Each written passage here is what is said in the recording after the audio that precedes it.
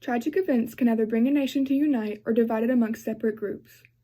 People frantically look for a source that will diminish their fear of the tragedy that had occurred. Speeches deliver that sense of security and protection. For example, in 1986, the Space Shuttle Challenger exploded in midair, taking the lives of 6 astronauts and 1 teacher had won a contest to travel into space. This disaster was shown live in front of hundreds of thousands of people, even young children.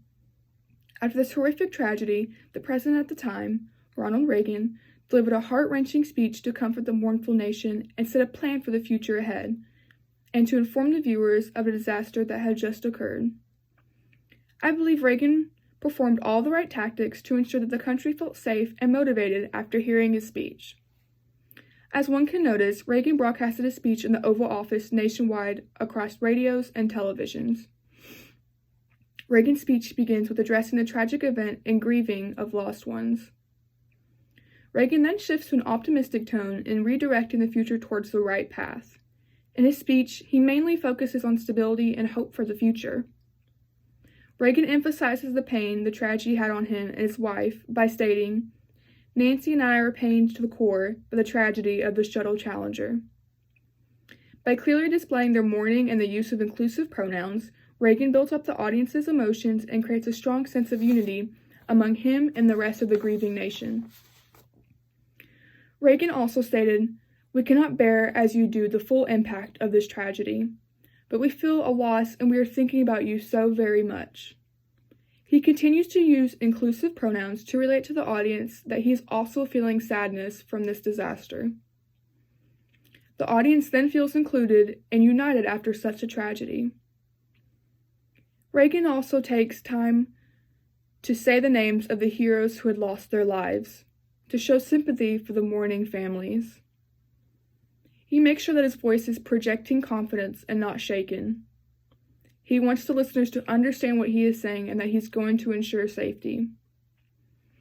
Reagan also takes pauses in between words so that the audience can comprehend what he is getting across.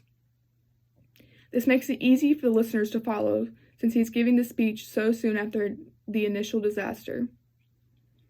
Reagan then shifts to the production of a stronger and more united future. He discusses his plan by emphasizing, "We will continue our quest in space. There will be more shuttle flights and more shuttle crews, and yes, more volunteers, more civilians, and more teachers in space. Nothing ends here. Our hopes and journeys continue."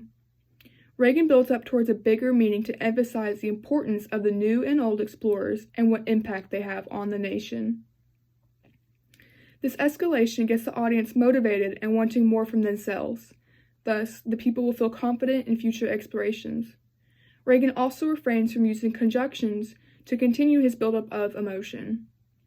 Another addition is his use of the word "our," again, to create unity among the audience. Throughout most of Reagan's speech, he maintains eye contact with the camera and good posture to show his confidence, and to show the audience that he is going to do what he can to make the nation feel safe. Reagan takes time in his speech to address the school children who were watching the disaster live. He states, "I know it's hard to understand, but sometimes painful things like this happen. It's all part of the process of exploration and discovery. It's all part of taking a chance and expanding man's horizons. The future doesn't belong to the faint-hearted, it belongs to the brave." I believe this was one of the most significant quotes of Reagan's speech because it motivates the young students that were watching to pursue with their life goals, and to not be afraid of the future, but to embrace what it has in store for them. Reagan continues by ensuring that the Space Force will continue to run and that there will be more trips to space, more discoveries, and more technological advances.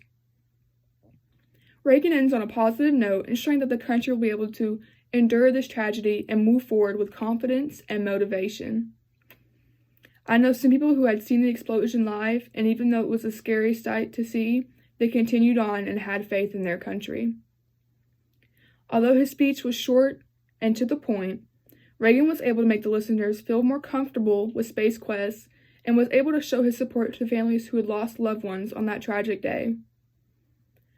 I did not have any trouble with any words in Reagan's speech. He ensured that it was straight to the point and easy to follow since there were young viewers. Tragic events will occur, but that should not stop people from continuing with new discoveries and adventures. Reagan was also able to communicate well with the audience and restore their faith in the space community. The audience reacted well to his speech and were trusting in his decisions. I believe the speech was well written, and all of his rhetorical strategies, like ethos and pathos, were used in such a way that the audience trusted what Reagan was saying and that the country will continue to move forward and grow together.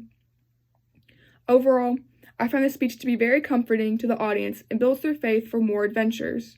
His eye contact, tone, and rhetorical strategies make the speech strong and easy to follow.